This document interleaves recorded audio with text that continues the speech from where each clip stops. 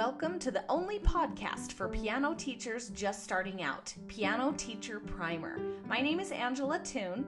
Keep listening for the prime pro tips you can use with your own students right away.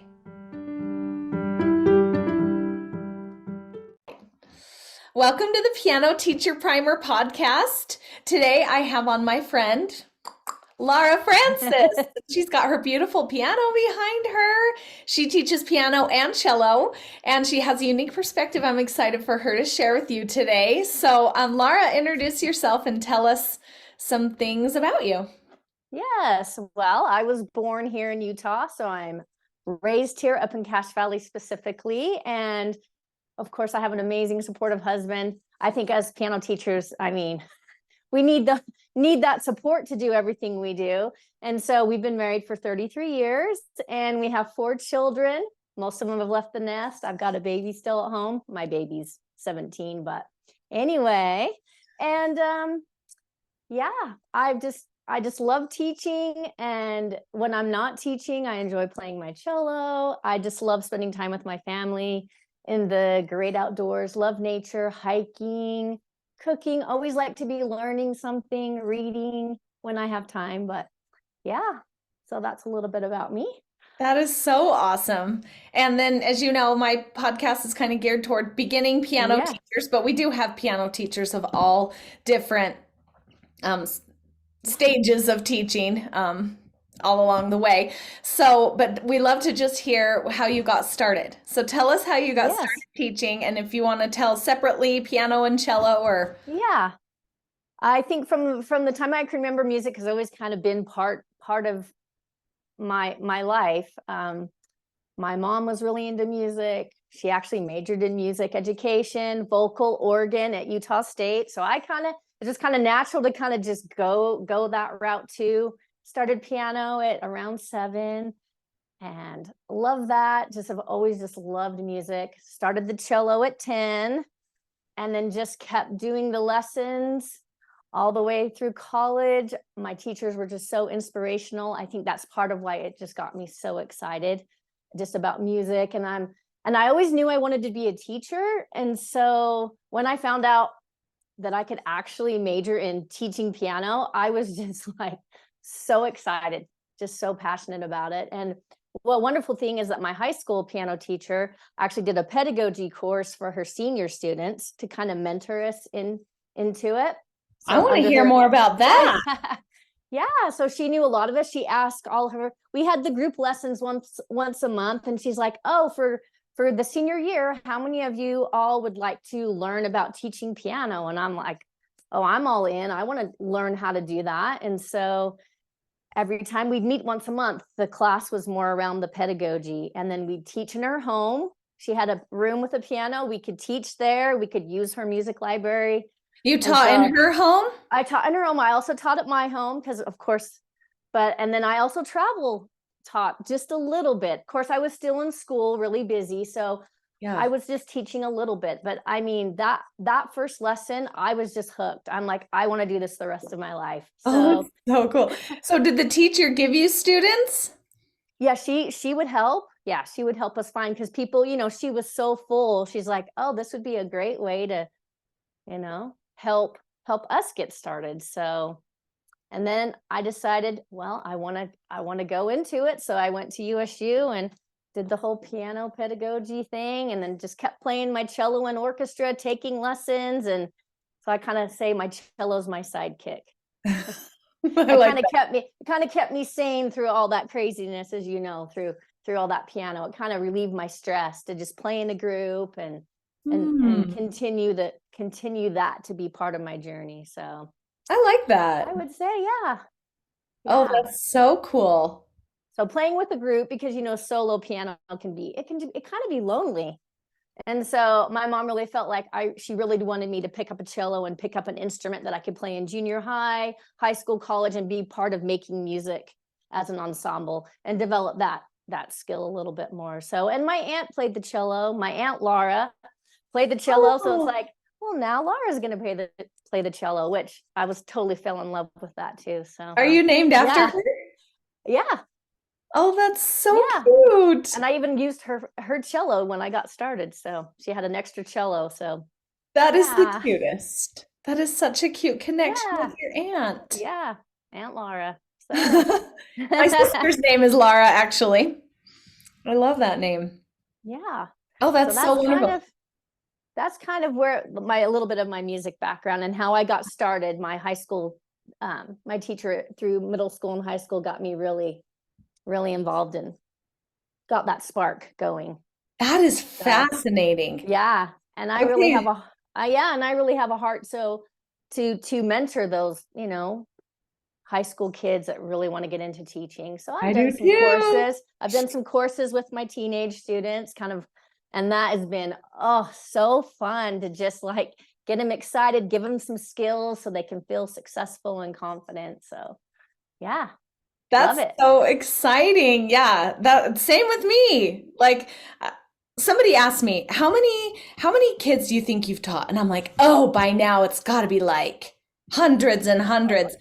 And it really wasn't as much as I thought it would be because you start them and then you have them. And when I had little kids, I didn't have a ton of students, I Yeah, just had like yeah, 15, 10 maybe. And yeah. then and then you just have them at least for my experience I had them a lot of long term. So I felt like I was teaching a lot, but it was a long time. And so it really wasn't a lot of kids. So it's kind of fun to be teaching teachers and to think that their students are being benefited and that they maybe wouldn't have been teaching without our help. And Yes. it's really exciting. It just It feels is more wonderful. exponential and expansive to me. Absolutely. You can just pass it on to the next generation, your love for it, and then it just passes on and on. And I think it's so exciting that you're doing this. And I'm appreciate the opportunity to share and encourage however I can. Good, good. So Okay, so tell us kind of what your studio looks like now. You're teaching piano and cello. right. So obviously I started, graduated from USU, taught up at the conservatory. So a lot of my stuff was just up at the university. And then when I thought about having children, I'm like, okay, I want to be home. So took the studio home, became, the independent studio, just focused on piano, starting having kids like you. I maybe taught 5 or 10 students for quite a while, homeschooled some. So, I mean, the focus was the family and keep the passion alive with piano, but keep it, smaller until the seasons of life change where you can do more. And that's where I got introduced to college students because I was adjunct faculty at USU and I would teach the non-piano majors. So that's my first experience with Woo. adults, which I had a few that were really serious.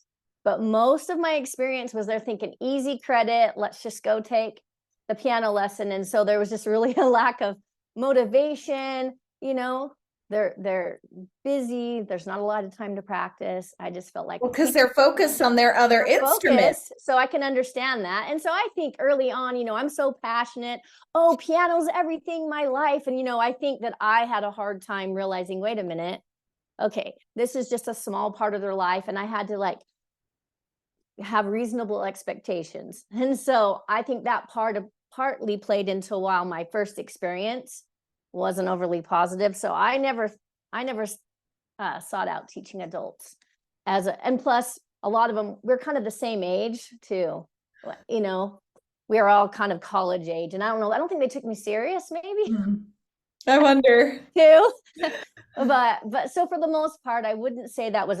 I felt like I'm wasting my time. I want to teach people that are serious. I don't think I at that point saw the value in teaching adults and that they can learn too, and to I think I was just in my box of how I'd been trained and with the school age students. And that was just really where my passion was at the time. So I And kind of that's just went, really where that's the most people that want lessons are the kids yeah, in my area, anyways. yeah. So so I kind of just said, I'm just going to focus. If an adult comes to me, yeah, I'm probably just, yeah, if they really want to, maybe. But then they would always kind of fall to the side after a while. And so I would say now, and I started adding cello in probably about 7 years ago. So I did not teach cello I didn't have a degree in cello. I don't even know if there's a pedagogy degree. It's more of a performance degree. And I never, I didn't have time to do cello performance. So Oh, I thought, well, I'll just get mentoring from my professor. So he kind of walked me through some things, and it's like, okay, well, I'm playing, I have skill. I'll reach out to my professor when I have questions about certain things. But I think because I had the pedagogy background in piano, a lot of it can just be translated over into teaching cello students. So I started diversifying a little bit. I'm like, oh, I'd really like to teach cello too. And it's just nice to kind of do both. And so yeah. That kind of breaks it up. it breaks it up. Sometimes it's like switching back and forth. It can get kind of a little crazy, but Do you have some like piano, cello? Oh yeah, I can do that. Yeah, and sometimes I'm like, the finger numbers are different with the cello. Oh, So yeah. sometimes I'll be, okay, now put your fifth finger on the D, and they're like looking at me like, yeah. I don't have a five. This is the fourth finger on the cello, and like, did they grow another one, or? They're like, what do you? Okay, I just got done with the lesson. Okay, let me put the cello teacher hat on. That'd be hard. It's like speaking another language almost. You got to just switch. Yeah, but it's been great. And yeah, so now, I've grown a lot. I'm in the season of life where my kids were, so busy with their extracurricular activities and jobs. I'm like, well, I've got more time to teach. So especially when I started adding cello, and then I got serious about my website, like advertising a little more, word of mouth, things just kind of went crazy. So right now on my roster is like 65 students. Yes. Oh my goodness. But now adults. Does that include your pool of adults? I would say 80% of that would be school aged. 75% would be my school aged, 5 to 18. And then about 20%, I would say, is adults. Wow. That's awesome. And so, yeah. That's a lot. Dang. So I mean, I love it, but it's good. I don't teach on weekends, protecting the family time and not burning out, because it's easy to burn out. And I also just played cello, and I played cello in orchestra. Oh, fun. I'm part of the Utah Philharmonic Orchestra. And so that just kind of lets me focus on something for me.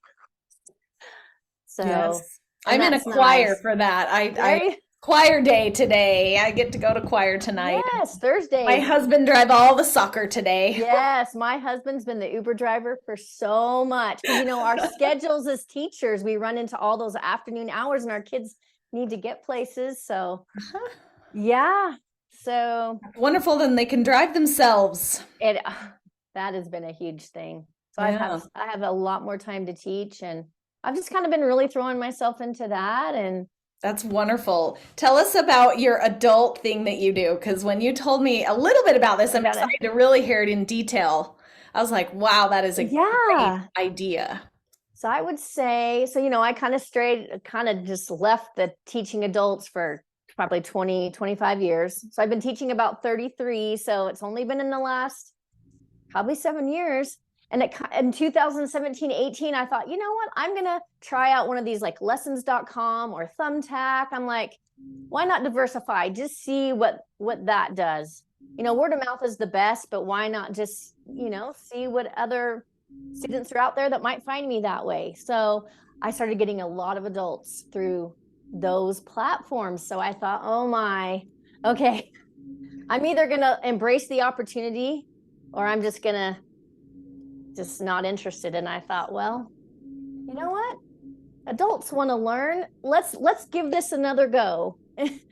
And so I said, okay, but I don't want to do what I've done. So I just need to see them as I think the key was talking a lot to my husband about like billing, like scheduling, how there's got to be a different way to work with adults, because they have busy lives. They're just a different population. So I've got to get creative here. And I watched some webinars about teaching adults, like learn from other people that are doing it.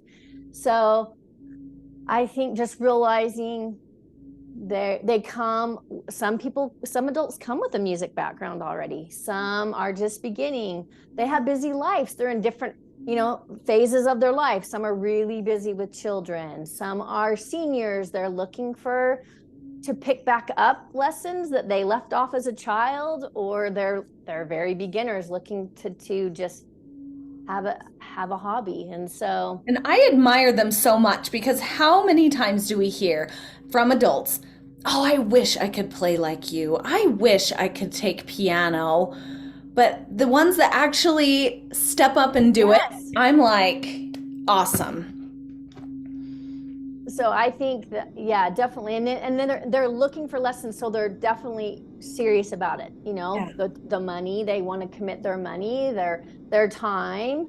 And so I thought, well, let's just look at this differently. So I thought, well, I'm going to do, so kind of how I do it is they reach out to me. We do a trial lesson because I really want to understand what they're in it for, because then I can really connect and feel if I can support their goals. And a lot of them come with very specific goals, like music they want to play. So I kind of ask them long-term goals, short-term goals. Tell me about your music background. What gets you excited? What do you hope to do? And so then I feel like I really make a connection with them on a personal level. And then they know that I really care about them. I want to support their music journey, whatever it may be. And so still a believer in giving them the skills they need to be successful, but I have to really be careful to balance that out, and I kind of ask them to assess, after a month,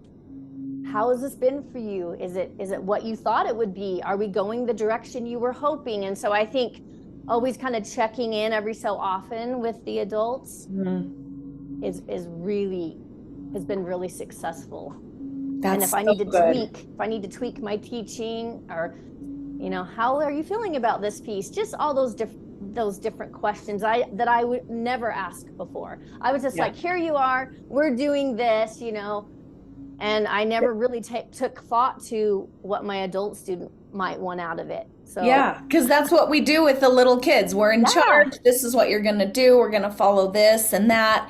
But yeah, adults, they're drive. We're co-driving. We're taking exactly. turns. Yeah, that give and take, and they trust me. It's like, okay, well, you said that you want to play for Elise, usually that's like, those big classical. Okay. So, and of course, I believe in arrangements. If they're going for the full on version, okay, this is what we need to get there. But also, I'm very open to arrangements, which I didn't used to be, because I'm like, no, it Mhm. needs to be the original. But then I realized, but if they can just play our arrangement, they get just so excited, and it inspires them, and we'll get to the original eventually. So just knowing their goals and what they need, like technique wise or whatever it is, to reach those goals, and then they learn to trust me and they see their progress. And so yeah, so the trial lesson, and then they say yay or nay, and then it's the only commitment. It's not a long-term commitment like the tuition-based students, and I feel like I've been able to have flexibility with how I bill and do it with adults, because I have a very strong base financially. So I don't look at my adults as to stabilize my finances or pay the bills. So it's like That's I've good. looked at Yeah. it, oh, this will be bonus, this is savings, whatever I want it for. So I can be more flexible. I Hmm. can not have to lock them into a time and charge them a tuition. So that got me thinking, oh, we'll do a 4 lesson package. They'll just buy 4 lessons. And if they love it, then we'll go another 4 lessons. If they don't, they're like, yeah, actually, this wasn't what I thought it would be, and I'm going to stop now. Then there's just no commitment. There's no feeling bad. Or the only really policy I have is I need a 24-hour advance notice. And I decided to not lock them into times. So I look at my schedule, I use my music staff. So I just decided, hey, you know what? These couple times in the evening and these times in the morning or afternoon, maybe I put 10 slots on there that they can go in and register for. So if I were to lock them into a slot, then only one person can use that slot. So I thought, well, let's just open it up, and they buy their 4 lessons and schedule them whenever works for them. And adults love that flexibility. They really appreciate it. So Wow. so I think that I That's so answered fun. kind of, yeah. the question on that, the package is, Yeah. and they can go on there and schedule one. Well, some of them just like, oh, this week Monday at 1:30 works for me, and in the next week it'll be Thursday at 6. And so it really allows for them to take care of their families, changes in their job situations. It's like I'm able to accommodate that, since I'm not like needing the finances or needing to lock people into a certain amount of money, if that makes sense. Yeah. And then if you have So a cancellation of another student, you can put that as open. yeah, it pops it open actually automatically. I try to like let them just take the responsibility. So it's really cut down on my admin time. They just go in, oh, I can't do this. It pops open. Another person can just get on there and schedule their lesson. And Did they get to it from an email or did they just go on your website? yeah, when they after the trial lesson, they decide they're like, yeah, I'm ready to, go on this journey. I send them a link so they can log in, and then they can see the calendar. And then I have them specifically marked, flex lesson or adult student only. So none of my other students would can take those. So, Okay. and there's pretty organized and laid out, and they just go in, and once they've used their 4 lessons, then I just bill them for another package, and they can take more than 4. I have some that, hey, I really want to be consistent. I want every Tuesday at 1:30. So they go in, they can buy 8 at a time, and they're recurring events. So they can just go on and schedule all their 8 if they really want consistency. So it allows for consistency, but it also allows for a ton of flexibility. Yes, but then you're not managing all that flexibility with a billion texts. Which is so nice, because Brilliant. admin, even with just 20 or 30 students, the communication, the admin can take a lot of time. So I just really wanted adults to feel like they're in charge. They can come when they want to come. There's no pressure from me. They don't feel bad when they have to cancel, because Yeah. I've locked them into a spot they said could work. And so and they realize, I say, Brilliant. if you only have a lesson once a month, your progress may be slower. So depending on your expectations and your goals, you might want to come more often. But it allows people to have seasons. Like I'll have some that are really consistent in the fall, then their children's sports things get going and they're coaching, and so they'll maybe drop off for 2 or 3 months, but then they'll come back, because I've made it where the lessons don't expire. So when they buy 4 and they only use 1, and I don't see them for 6 months, those lessons are still there on their account. And that works for me. Other Yeah. teachers that teach adults might let them expire, I think it's all personal what works Yeah. for each individual teacher. So that's just how I work it. They're there forever, because I want to Yeah. encourage them. I want to Yeah. encourage Yeah. them to come back even after a year. I've had some that kind of get really busy, but then after a year, they've had kids, their parents for the first time. They're like, we don't even have time to sleep. So, piano's going to drop off for a couple years, but Yeah. they'll come back. My door's open. I welcome in, That welcome is them so in at whatever perfect. capacity. Yeah.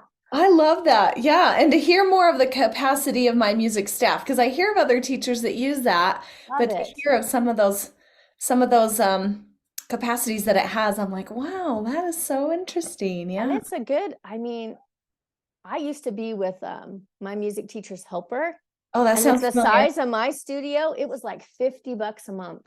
Dang. Because they based it on how many students you had.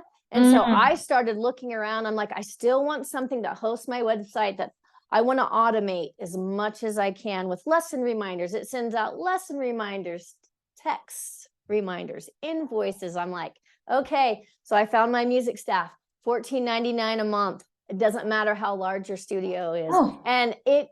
So I'm giving a plug for my music staff. But it has been amazing. We'll have them send you some royalties There you later. go. I need some, yeah. Send me some free merch, right? I'll advertise for you. That's good. But yeah, it's been wonderful for my situation, for what I need. So Yeah. yeah. Yeah.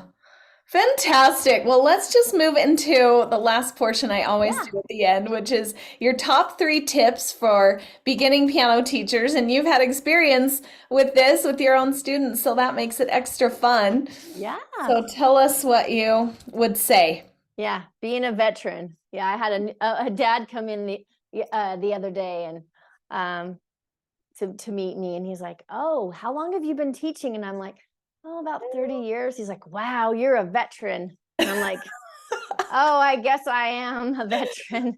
I mean, Ooh. that's great, but I'm like, "Oh, that also kind of makes me feel old. I don't want that. I don't want to feel Your old." students start saluting you at the I'm door. like, "Don't call me Mrs. Francis, please. Just call me Miss Laura. It makes me feel That's younger." cute. But anyway, I would just say I think these could be things for any age of a beginner or any age of a student, no matter how long they've been playing.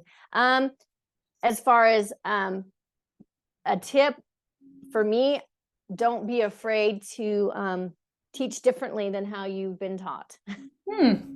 Yeah. Especially being classically trained, it's easy just to think everyone needs to be doing, these certain things. And so I think being able to think out of the box for our students and what they need from us, lay those foundation skills, but don't get too stuck in, if something's not working, don't be afraid to look and learn from other teachers. So another tip would be have mentors, be with join your local chapter, join MTNA, ask questions. I've learned so much from teachers like you, listening to podcasts, webinars. Just keep learning and be open to just think outside of the box and really tap into your creativity, because sometimes I think we get so entrenched in how we've been trained that I don't even know that we're reaching into our own creativity to find our personal style and how we do things. And it just might be what that student needs to really unlock them and get them excited. And so my other tip would be Beautiful. connect. I really think connecting to our students as a person and not just someone on the bench that we're gonna just open up their brain and just stuff knowledge into it. It's just I want to know what excites them. I want to know what they do outside of piano. What are they into? And just really connect on that personal level, because then I think that we can really then find what gets them excited about music. And I mean, for me, the goal is to just inspire that love of music and find what's going to catch them to keep them in music for their life. Whether they, our students go on to get degrees in piano and become teachers themselves, that's amazing. But honestly, most of our students they're just coming to, for various reasons. Parents might want them, they need to know music, but I just want to find that thing that's just going to keep them enjoying music their whole life, no matter where it takes them. So, Yes. and being patient, Yes. just being a patient, encouraging teacher. And every student's individual, and they all learn at different, speeds, and just to enjoy the journey and not feel like, oh, there's always this destination we've got to get to with a student. It's just try to be present in the moment of the journey of the day when they walk in the door. What do they need from me today? Maybe it's not scales first off or warm-ups. Maybe they need to tell me something that happened in their day and be able to share it with me, and then we can move on into the lesson. So that's That what I is would so say. beautiful. That reminds me of a quote from Francis Clark. I don't know exactly if I'm going to say exactly perfect, but first we teach a person, and then we teach Yes. music, and then we teach piano. It's something that had an Love it. order to Yes. it. Yeah. I love that. I love that. I try to really live that. It's easy to get caught up, and there's times I have to remind myself, why am I doing this? What's the purpose?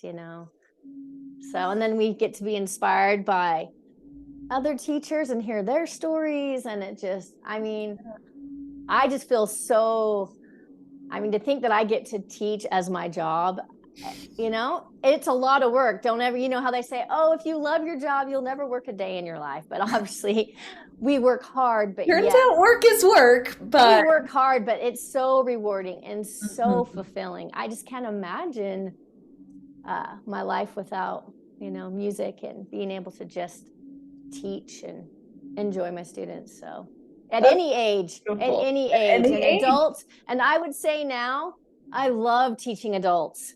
I have done a 180. I used to be like, never. And now it's like, oh, I get excited when I'm like, oh, adults reaching out to me. What journey are we going to go on? How can I best support them and get them excited And you about become music? really good friends. And yeah, a lot of times they're like, well, you're cheaper than therapy. They come in and they want to talk about their life. And I'm like, I'm like, is there anything you wanted to show me? They're like, well, actually, this happened to me. And they feel like, I want to listen. And so, yeah, Yeah. not a lot of times, but there's definitely some students that are a little more chatty. And I try to like, just, if that's what they need, if they need someone to listen to them, then I'm there for that too. But I had an adult student come, and like one of her really good friends had just passed away. And so wasn't sure if she was gonna come, first of all. And I just said, it's totally up to you. And so she decided to come. She was a little teary. And we talked about like expressing the emotion through her playing. And she was playing this beautiful, I think it was Chopin. This was years ago, like lots of years. But yeah, it was a beautiful healing experience. yes, And I was so glad that she came that day so that we could I share love that it. moment. I love that. That's so much what it's about. And Hmm. teaching them how to, they can express themselves through music. I mean, students at any age, but yeah, adults definitely are sometimes looking for Hmm. that space to just get their feelings out. And so finding the music that gets them excited. A lot of them want to learn how to improvise, like getting them to really tap into their own emotions and creativity can be really exciting.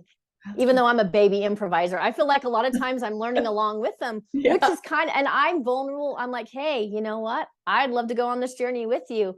I'm still learning too. And so they see me as someone, I'm not like just the teacher and they're the student. It's like Hmm. seeing them as equals, and because we are equals in as far as we're adults with life experiences. And I want them to know that, yeah, obviously I have more knowledge. That's why they're coming to me, but I don't want to feel like I'm ever talking down to them or, I just want to Hmm. really meet them on that And level. sometimes I'll have an idea of something to share, but I'm like, it's probably kind of little kiddish. So I tell them, this is what I tell the little kids. And then Yes. maybe it sticks, maybe it's something, maybe it helps them, but Yes. rather than talking down to them, I frame it like, this is what I tell the children. So if it helps you, there you Exactly. go. Yeah. And some of them are like, oh, no, tell me. Well, yeah, exactly. How do you do that with your 5-year-olds? Okay. Well, if it can help you, I will definitely tell you how I do it. And they're like, oh, that's great. Yeah. So The that's cat and the so dog and good. Yeah. The whatever cat. works. Exactly. Adults like little tricks too. They do. Absolutely. And, all of us are in a lot of ways still children at heart, so it's just Mhm. like not being afraid to like you said, share something you do with your younger student, because that might just be exactly what they need to Yeah. understand something, Yeah. I love that. That's great. Oh, Laura, you are the best. I knew this would be amazing, but it just exceeded any expectation that I Oh, had. So thank thank you you. so much. Thank you Thank so you much for the so much. opportunity, and thanks for everything you do to just inspire other teachers. It is my pleasure. Yeah, Good to be with you. you Bye. too. Okay.